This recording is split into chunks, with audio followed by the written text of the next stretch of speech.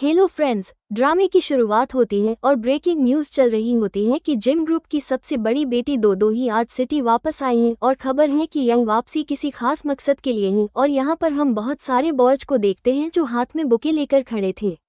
उनमें से एक बोलता है तुम भी प्रपोज करने आए हो। दूसरा बोलता है दोदो ही मेरी है, उसे चुराओ मत। तीसरा बोलता है ये तो देखना पड़ेगा कि कौन ज़्यादा लायक है इस शादी के लिए। तभी हम वहां पर जिन को आता देखते हैं जो कहता है ये क्या हो रहा है, चलो जाओ यहाँ से, मेरी बहन किसी से शादी नहीं करेगी। तभी वहां पर कार में हमारी स्टोरी की फीमेल लीड आ जाती है जो कि बहुत ही ब्यूटीफुल थी।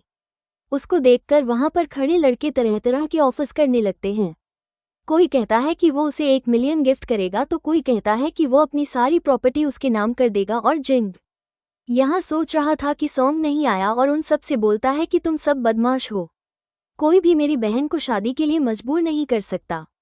ददोई बोलती है मुझे फिक्र नहीं है, मैं शादी के लिए कभी राजी नहीं होंगी। जिंग कहता है सच, क्योंकि तुम्हारे पास तो एक से एक बढ़कर ऑप्शन है ब्रदर इन लॉ के लिए। नेक्स्ट सीन में हम हमारी स्टोरी के मेल लीड को देखते हैं जिसको ग्रैंडफादर बता रहे थे कि मैंने तुम्हारे लिए शादी अरेंज कर दी है। सॉन्ग हैरान होकर कहता है क्या मेरा रिश्ता तय कर दिया? ग्रैंडफादर बोलते हैं हाँ, बस शादी करो और बच्चे पैदा करो और उसके बाद जितने चाहे अफेयर्स चलाओ, मुझे कोई फर्क नहीं पड़ेगा। सॉन्ग बोलता है नहीं करूँगा, धमकी सिर्फ आप ही दे सकते हो, मैं भी यही कर सकता हूँ। ग्रैंडपा लिया से बोलते हैं जाओ किचन से नाइफ लेकर आओ। तो सॉन्ग तो डर जाता है और कहता है ठीक है, लेकिन मुझे किससे शादी करनी पड़ेगी? ग्रैंडपा बोलते हैं जिनकी बहन दोदो ही से। सॉन्ग कहता है लेकिन वो तो मुझसे 5 साल बड़ी है। ग्रैंडपा बोलते हैं तुम्हें बचपन से ही मॉम का प्यार नहीं मिला तो यह अच्छा मैच होगा। अब वैसे भी मैंने उनको डिनर पर बुलाया है। नेक्स्ट सीन में हम इन लोगों को रेस्टोरेंट में देखते हैं और जिंग और सॉन्ग तो एक दूसरे को देखकर हैरान थे। जिंग की मॉम बताती है कि आज से सॉन्ग तुम्हारा फ्यूचर ब्रदर इन लॉ है। जिंग बोलता है क्या? ग्रैंडपा कहते हैं बच्चे तुम्हें कोई इशू है क्या? जिंग की मॉम बोलती है बच्चा अभी बहुत छोटा है, इसके कोई कमेंट्स नहीं है। ग्रैंडपा कहते हैं तो फिर चीयर्स करें। तभी जिंग कहता है सॉन्ग 1 सेकंड के लिए बाहर आओ, मुझे एक बात करनी है। वो दोनों बाहर आते हैं तो जिंग बोलता है सॉन्ग सुन लो, तुम मेरी बहन से शादी नहीं कर सकते। सॉन्ग कहता है क्यों? तो जिंग बोलता है क्योंकि तुम मेरी बहन के लायक नहीं हो। सॉन्ग बोलता है क्या मैं सॉन्ग फैमिली का यंग मास्टर हूँ? मैं तो एक परफेक्ट मैच हूँ, बिल्कुल किसी फेरी टेल प्रिंस जैसा।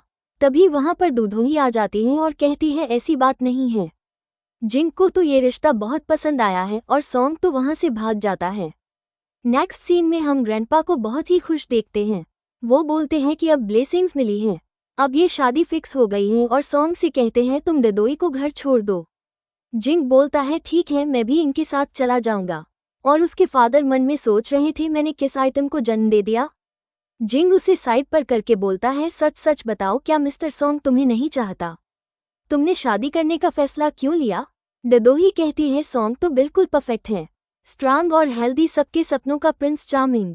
कितनी डिमांड है उसकी डेटिंग मार्केट में, तुम्हें पता है ना। नेक्स्ट सीन में वो दोनों मैरिज सर्टिफिकेट लेकर आ रहे थे तो सॉन्ग बोलता है एक बात पहले ही क्लियर कर दूं, मैं तुमसे प्यार नहीं करता, मैंने तुमसे शादी अपनी प्रॉब्लम सॉल्व करने के लिए की है, मुझसे प्यार की उम्मीद मत करना, मैं तुम्हें कुछ नहीं दे सकता।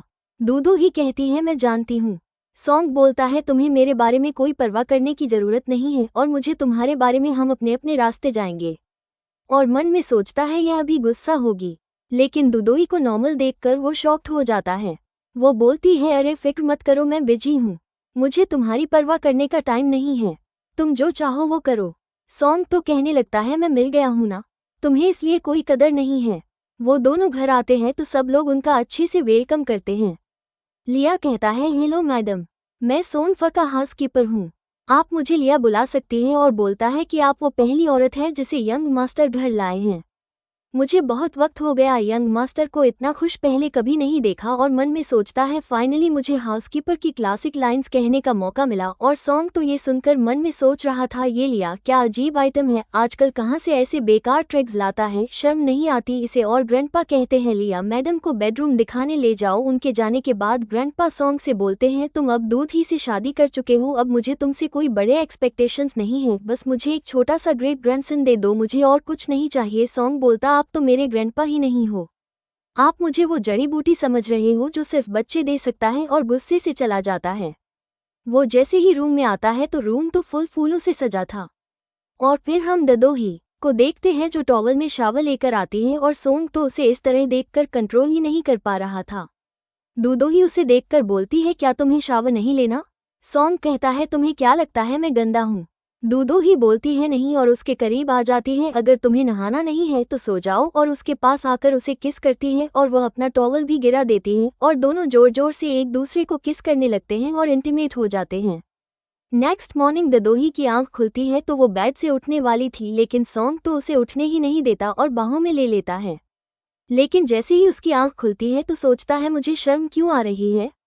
वो मेरी वाइफ है, और उसके ऊपर चढ़कर ही सो जाता है। और यहाँ पर चाइल्डहुड का सीन दिखाते हैं जब सोंग उसे पेट से फूल तोड़ कर देता है और बोलता है, क्या तुम मुझसे शादी करोगी? तो दूध ही उससे फूल ले लेती है और बोलती है, मैं जब बड़ी हो जाऊंगी तो तुमसे शादी करूंगी। प्रेजेंट में सोंग को देखकर सोचती है, मैं कैसे भूल सकती हूँ वो प्रॉमिस जो हमने बचपन में किया था। और मॉर्निंग में ग्रैंडपा उन दोनों को डाइनिंग टेबल पर आता देखते हैं तो सोचते हैं कि यह इतनी जल्दी उठ गए, यह मेरा निकम्मा पोता किसी काम का नहीं है। और दूध ही से पूछते हैं, बेटा कल रात अच्छे से नींद आई ना? दो ही यहाँ बोलती है तो ग्रैंडपा सोचते हैं, इसे ऐसे बोलना चाहिए था कि नहीं बस थोड़ी सी नींद ली, और सोंग को घूरने लगते हैं। सो पूछता है, ग्रैंडपा क्या हुआ? सुबह सुबह मुझे घूर रहे हो? अब तो मैंने शादी भी कर ली और ब्राइडल चेम्बर में भी घुस गया, अब क्या प्रॉब्लम है? और सोचता है, बुढ़े आदमी को खुश करना कितना मुश्किल होता है ना। ग्रैंडपा बोलते हैं, बस आज से दो ही के असिस्टेंट बन जाओ, तुम दोनों के रिलेशन की क्वालिटी रेट करने का अच्छा मौका है। सोंग कहता है, ग्रैंडपा मैं सोंग फैमिली का क्राउन प्रिंस हूँ और आप मुझे एक औरत का असिस्टेंट बनने को कह रहे हैं। ददोई बोलती है, ग्रैंडपा सोंग को जो पसंद है उसे वो करने दे, वो अच्छे से बिहेव करे और बस ओबीडियंट रहे। नेक्स्ट सीन में हम जिंग को बार में बैठा देखते हैं और वहां पर सोंग भी आ जाता है और जिंग की ड्रिंक पी लेता है। जिंग पूछता है, तुम यहाँ पर क्या कर रहे हो? तुम्हें तो मेरी सिस्टर के साथ घर पर होना चाहिए था। सोंग कहता है, ये तुम्हारा काम नहीं है, ये बहुत ज्यादा हो रहा है और ये तुम्हारा घर नहीं है। और कहता है, वैसे भी मैं तुम्हारा एल्डर हूँ, सो ध्यान से बात करो। और उसके सिर पर हाथ रखता है और वहां पर उनके फ्रेंड बोलते हैं, तुम एल्डर कैसे हो गए? तुम तो इससे छोटे हो। तो सोंग बताता है कि मैं तो इसका ब्रदर इन लॉ हूँ। तो सब लोग तो उसकी बात को मजाक में लेते हैं और जिंग से बोलते हैं, इसने तेरी बहन के बारे में ऐसा बोला और तूने अभी तक इसे पीटा क्यों नहीं? जिंग तो चुपचाप बैठा था और वो सब लोग शॉक थे, ये सच नहीं हो सकता। नेक्स्ट सीन में हम सोंग को रूम में बैठा देखते हैं जो गेम खेल रहा था, और दूदू ही रूम में आती है और बोलती है, तुम अब तक सोए नहीं, मेरा वेट कर रहे थे ना? सोंग कहता है, नहीं मैं तो गेम्स खेल रहा हूँ, तुम्हारा वेट नहीं कर रहा। दूदू ही कहती है, मैं अगली बार कोशिश करूंगी कि जल्दी। और बातें करते हैं कि यह कौन है जिसने हमारे वाइन स्टार को हिट किया। सोंग बोलता है, तुम्हारे साथ क्या प्रॉब्लम है? तुम्हें पता भी है तुमने क्या किया है मेरी बहन के साथ? सोंग सोचता है, मैंने कुछ नहीं किया, बस वो किया जो एक कपल को करना चाहिए, लेकिन मैं सच में लास्ट नाइट स्ट्रांग था। और कहता है, मुझे पता है मैंने गलती की, लेकिन तुम मुझे मार चुके हो, अब और क्या चाहते हो? जिंग कहता है, मेरी बहन को छोड़ने के बारे में सोचना भी मत। सोंग बोलता है, किसने कहा कि मैं उसको छोड़ दूंगा? हम तो रोज ब्राइडल चेम्बर में जाते हैं रात को कई बार। जिंग तो सबके सामने यह बात करने पर एक बार फिर से उसे मुक्का मार देता है। नेक्स्ट सीन में हम सोंग को डाइनिंग टेबल पर देखते हैं। ग्रैंडपा पूछते हैं, मैंने सुना है आज जिंग ने कंपनी में तुम्हें मारा है, तुम्हारा ब्लड तक निकाल दिया। ददोही तो उसका फेस देखने लगती है। सोंग सोचता है, ग्रैंडपा वो मुझे मारता है और आप मुझे ही सुनाते हो, अगर ददोही ने देख लिया तो क्या सोचेगी? मैं इतना कमजोर हूँ। सोंग तो ददोही का हाथ पकड़ लेता है और बोलता है, छोड़ो, यह मेरा और जिन का आपस का मामला है। नेक्स्ट सीन में हम देखते हैं ददोई सोंग को मेडिसिन लगा रही थी और पूछती है, बहुत दर्द हो रहा है, मैं फूंक दूंगी तो दर्द कम हो जाएगा, और उसके करीब होने लगती है। सोंग सोचता है, क्या यह मुझे सेड्यूस कर रही है? और ददोही तो उसे किस करने लगती है और पूछती है, दर्द कम हुआ? सोंग कहता है, नहीं मतलब हाँ अब दर्द नहीं है। ददोही बोलती है, अच्छा तो अब मैं शावर ले लूं। उसके जाने के बाद सोंग तो अपने दिल पर हाथ रख लेता है और कहता है, यह इतना तेज क्यों धड़क रहा है? लगता है हार्ट अटैक आने वाला है। ददोही शावर लेकर आती है तो सोंग उसे बोलता है, मेरे नेल्स फिर से दर्द कर रहे हैं, जरा हिम्मत दिखाओ ना। और सोंग उसके पास आता है और बोलता है, किस? ददोही पूछती है, क्या अब भी दर्द हो रहा है? अगर हो रहा है तो बता देना, मैं एक और किस दे दूंगी। सोंग कहता है, अगर किसी और जगह दर्द हो तो वहां भी किस मिल सकती है। डदोही बोलती है अगर ज़्यादा दर्द हो रहा है तो जिन को बुला लो, सब ठीक हो जाएगा। सॉन्ग तो उसका नाम सुनकर ही डर जाता है और बोलता है नहीं, इसकी ज़रूरत नहीं है। और डदोही के जाने के बाद सॉन्ग मन में सोचता है, लगता है इसने शादी से पहले बहुत सारे बॉयफ्रेंड बनाए थे, तभी तो यह इतनी एक्सपर्ट है। फिर सॉन्ग को उसके फ्रेंड्स की कॉल आती है। वो बोलते हैं कल डिनर का प्लान है, एक खास शख्स से मिलवाना है तुम्हें।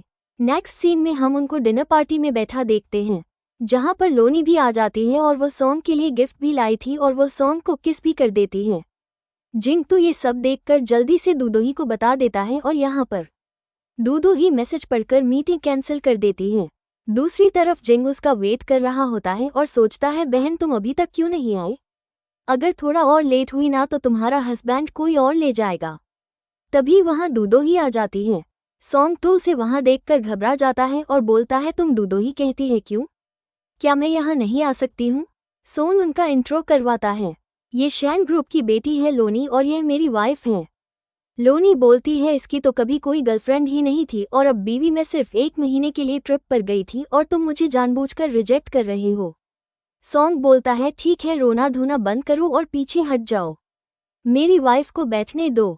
लोनी बोलती है मुझे पता है दूदोही तुम सॉन्ग से प्यार नहीं करती, लेकिन मैं उसे दिल से चाहती हूँ, बस तुम डिवोर्स के लिए तैयार हो जाओ और तुम कोई भी शर्त रख सकती हो।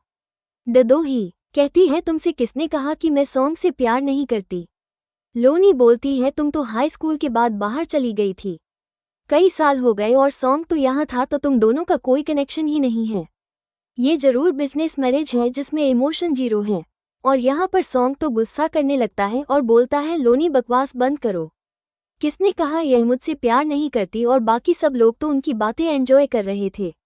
लोनी कहती है ये तुमसे प्यार नहीं करती और ना तुम करते हो, मैं तुम्हें इस बंधन से निकालने आई हूँ। सॉन्ग बोलता है तुम खुद को मसीहा समझ रही हो, दूदोही बस डिवोर्स के लिए हाँ कर दो, तुम जो मांगोगी वो मिलेगा। सॉन्ग को तो पूरा ट्रस्ट था कि दूदोही कभी हाँ नहीं करेगी, लेकिन दूदोही कहती है 10 बिलियन क्या हुआ, नहीं मंजूर। लोनी बोलती है 10 बिलियन तो कुछ ज्यादा है। दूदोही बोलती है क्या तुम्हारे लिए 10 बिलियन ज्यादा है क्या, सॉन्ग 10 बिलियन के लायक भी नहीं है। लोनी बोलती है नहीं नहीं ऐसी कोई बात नहीं है, लेकिन अभी मेरे पास इतने पैसे नहीं हैं। दूदोही बोलती है ठीक है, फिर जब पैसे हो जाए तो आ जाना। नेक्स्ट सीन में हम दोनों को घर में आता देखते हैं। सॉन्ग दूदोही को पास में करके पूछता है क्या तुम सच में 10 बिलियन के लिए मुझे बेच दोगी। दूदोही कहती है परेशान मत हो, वो 10 बिलियन इकट्ठा नहीं कर सकती। सॉन्ग बोलता है लेकिन अगर उसने कर लिया तो। दूदोही कहती है तुम्हें तो मुझसे नफरत थी ना, डिवोर्स ही तो चाहते थे तुम, या फिर तुम्हें मुझसे प्यार हो गया है। सॉन्ग तो अपनी फीलिंग छुपाने लगता है और बोलता है हमारी तो सिर्फ एक फैमिली मैरिज है और फीलिंग्स तो कभी थी नहीं। सॉन्ग कहता है पर ग्रैंडपा तो कभी राजी नहीं होंगे, तुम ज्यादा मत सोचो। दूदोही कहती है अगर मैं आधे पैसे दादाजी को दे दूं तो तब शायद वो हाफ बोल देंगे। सॉन्ग की शक्ल तो देखने वाली थी।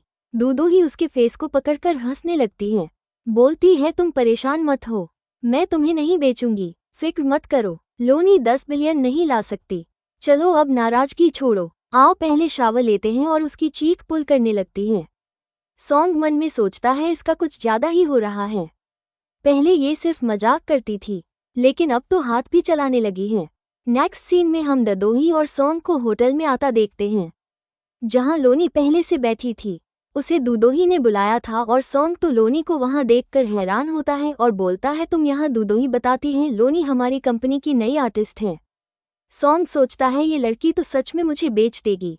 लोनी बोलती है देखो सॉन्ग, मैंने तुम्हारे फेवरेट खाने ऑर्डर किए हैं, लेकिन सॉन्ग तो उससे इरिटेट हो रहा था और बोलता है मैं टॉयलेट जा रहा हूँ। उसके जाने के बाद लोनी कहती है क्या तुमने सॉन्ग से कुछ कहा है, उसने पहले तो कभी मेरे साथ ऐसा नहीं किया, और वो बहुत रो रही थी और वहां से चली जाती है। सॉन्ग वापस आता है तो दूदोही बताती है कि वो चली गई है और उसे बोलती है कि तुम इतने पत्थर दिल कैसे हो, और उसे किस करने लगती है। उसके बाद हम रात का सीन देखते हैं जहां पर सॉन्ग शावर लेकर आता है। दूदोही उसे अपने पास बुलाती है और दोनों एक दूसरे को जोर जोर से किस करने लगते हैं। नेक्स्ट मॉर्निंग लोनी को हम ग्रैंडपा के पास बैठा देखते हैं। सॉन्ग उसे देखकर पूछता है तुम यहाँ क्या कर रही हो। लोनी बोलती है तुमसे और ग्रैंडपा से मिलने आई हूँ। ग्रैंडपा कहते हैं लोनी मेरी बेटी, तुम और सॉन्ग एक दूसरे के लिए नहीं बने, इस दुनिया में और भी बहुत से अच्छे लड़के हैं। लोनी बोलती है लेकिन मुझे सिर्फ सॉन्ग पसंद है। तभी वहां पर दोदो ही आ जाती है और बोलती है तुम फिर से रो रही हो, क्या तुम पानी की बनी हो, और प्यार से उसके आंसू साफ करने लगती है। लोनी सोचती है मैं इसके हस्बैंड से प्यार करती हूँ, इसको तो मुझ पर गुस्सा करना चाहिए था। सॉन्ग तो गुस्सा करने लगता है, बोलता है तुम मेरी वाइफ हो तो फिर तुम उसकी साइड किस तरह ले सकती हो, और गुस्से से चला जाता है। नेक्स्ट सीन में हम ददोही को ब्यूटीफुल सी नाइटी में देखते हैं। सॉन्ग रंग होकर घर आता है तो उसे नाइटी में देखकर वो शॉक्ड हो जाता है और सोचता है कि यह मुझे सेड्यूस करने की कोशिश कर रही है।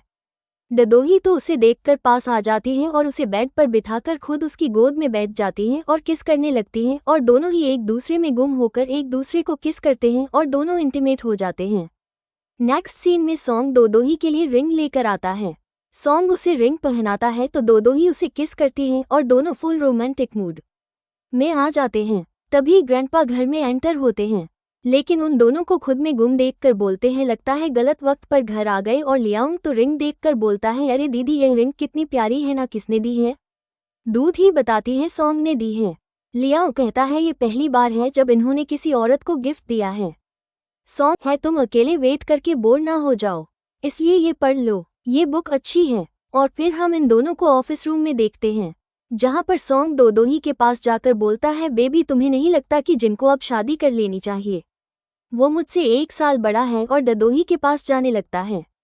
वो बोलती है यह मेरा ऑफिस है, लेकिन सॉन्ग तो सुनता ही नहीं है और उसे किस करने लगता है। और फिर हम ददोही को सॉन्ग की गोद में बैठा देखते हैं। वो दोनों ही फुल मूड में थे, लेकिन तभी ग्रैंडपा की कॉल आ जाती है और वो उसे स्टडी रूम में आने का बोलते हैं और उसे देखकर कहते हैं नालायक क्या तुम बर्थ कंट्रोल पर हो? सॉन्ग बोलता है नहीं। ग्रैंडपा कहते हैं तो फिर दोदोही अभी तक प्रेग्नेंट क्यों नहीं हुई? और लियांग की तो जुबान फिर से फिसल जाती है। वो बोलता है सर मैं आपको बता रहा हूँ, यंग मास्टर तो दिन रात मेहनत कर रहे हैं। सॉन्ग तो उसे घूरने लगता है। ग्रैंडपा बोलते हैं इसका मतलब है इससे कुछ नहीं हो पा रहा, तुम बस कल चेकअप करवाने जाओ। लिया बोलता है यंग मास्टर अगर आपसे कुछ नहीं हुआ तो मिस ददोही आपसे डिवोर्स भी ले सकती है। मिस ददोही के इतने अच्छे जीन्स हैं, वो उन्हें वेस्ट तो नहीं होने देंगी। सॉन्ग कहता है तुम कितना बोलते हो ना। नेक्स्ट सीन में सॉन्ग रूम में आता है तो ददोही पूछती है क्या